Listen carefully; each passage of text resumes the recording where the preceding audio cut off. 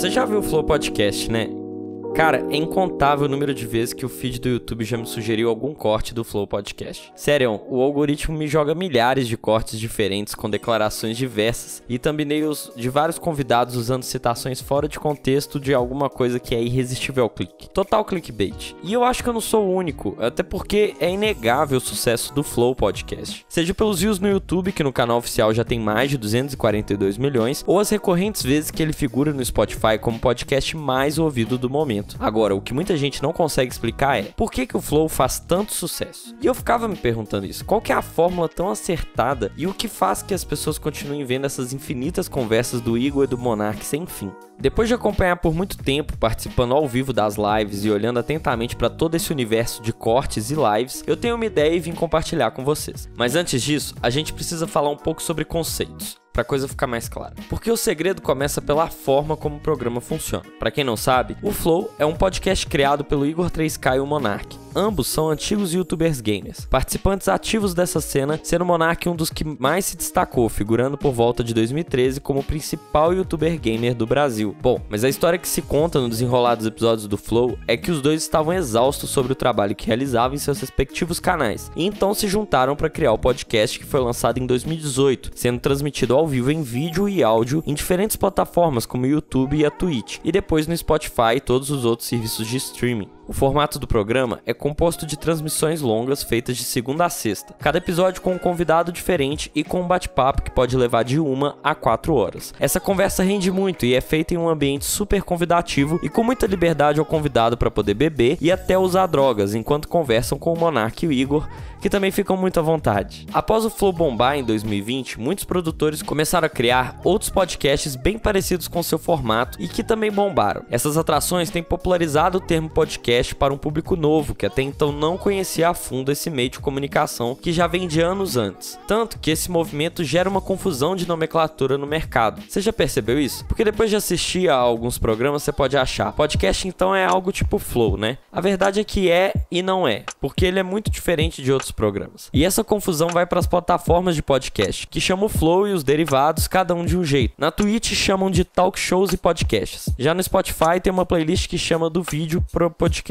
Eu vejo que isso acontece devido a um cenário ainda não tão difundido em que a gente vive sobre podcast. Muitos termos ainda não são utilizados por todo mundo e não é percebido os diferentes formatos que ele possui. Inclusive, voltando ao que eu falei no meu último vídeo sobre o poder do podcast, que eu recomendo vocês de verem, o link tá na descrição, podcast é um meio de comunicação, assim como TV ou rádio, e não um formato. Então tudo é podcast. Flow, Jovem Nerd, Café da Manhã e por aí vai. Mas o Flow e outros podcasts desse formato são podcasts específicos, diferentes. E se fosse para dar um nome para isso, eu chamaria esse subgênero de livecast, que é uma junção de cast, de podcast, e live, fazendo referência à transmissão que eles adotam, sendo ao vivo para a internet, que é o que os torna tão interessantes. Em conversas com amigos e parceiros, eu tenho utilizado o termo livecast para me referir a esse tipo de podcast, e funciona muito bem, porque fica claro na cabeça das pessoas essa diferenciação. O formato livecast é muito interativo com o público, porque além do programa ser transmitido, existe toda uma comunidade muito fiel que, além de assistir, interage no chat com o programa por meio de comentários que são lidos ao vivo e entre a própria comunidade, comentando sobre o programa e outros assuntos, como se fosse uma plateia assistindo a um show. Mas agora que a gente já chegou no conceito de livecast, a gente pode voltar pro Flow e ao que torna ele tão especial. E são 3 fatores fundamentais, que inclusive são as bases do projeto que eu tô desenvolvendo, o Projeto Lacre. E são eles: conversas, comunidade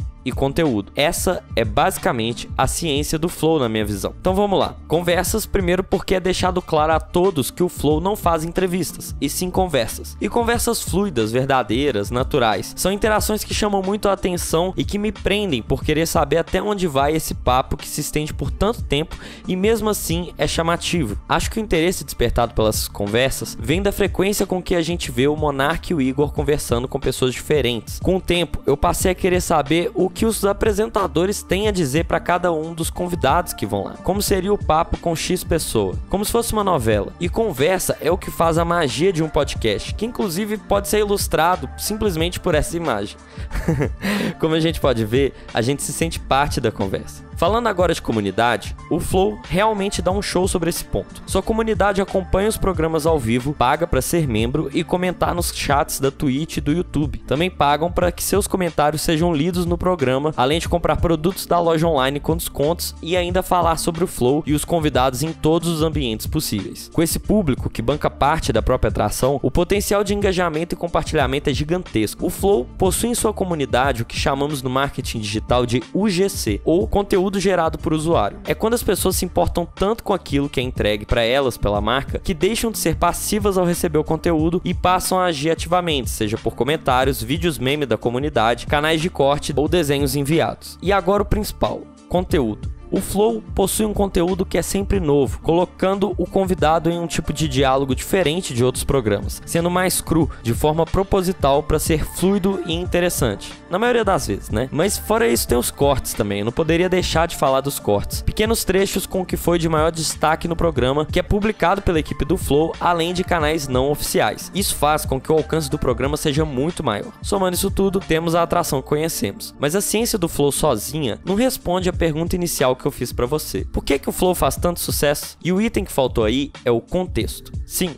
contexto. Primeiramente, temos o contexto da pandemia. O Flow já existe há 2 anos, porém o comportamento causado pelo isolamento social, somado ao fato de que o programa praticamente não parou durante a pandemia, fez com que o Flow ficasse em evidência na rede, por volta de junho do ano passado. Prova disso é que se observarmos o Google Trends, ferramenta do Google que mostra o interesse de pesquisa dos usuários, de 2 anos de programa, ele passou a se destacar apenas no meio de 2020. Além disso, temos o contexto de vanguarda. O Flow é diferente e é novidade. Nunca antes existiu um programa que atingiu tanto destaque sendo independente, multiplataforma, longo e que pode ser consumido de diferentes maneiras além de ser transmitido ao vivo. Para muitos, inclusive, o formato livecast é conhecido como um podcast tipo Flow, tamanho o destaque que ele tem para as pessoas. Como a gente pode ver nesse vídeo, o Flow é um fenômeno, um acontecimento em progresso. A liberdade de poder fumar maconha ao vivo e bater papo com nomes de todo canto, seja direita ou esquerda, causa estranhamento e chama atenção. Eu acredito que quem acompanha o Flow de perto tem o mesmo sentimento que eu, de estar acompanhando o desenvolvimento de um projeto audacioso, cada vez tomando mais forma. E é muito interessante participar dessa história. Hoje, o Flow já é uma produtora que está criando outros podcasts. Então, a gente começa a pensar, até onde o Igor e o Monark vão chegar? Eles vão ser presos? Vão flopar? Vão ser cancelados? Ou vão dominar o YouTube? Ninguém sabe, mas todo mundo quer saber. Para descobrir, é só acompanhando o Flow mesmo. Um fenômeno midiático que impulsiona um novo formato em ascensão dentro dos podcasts, o Livecast.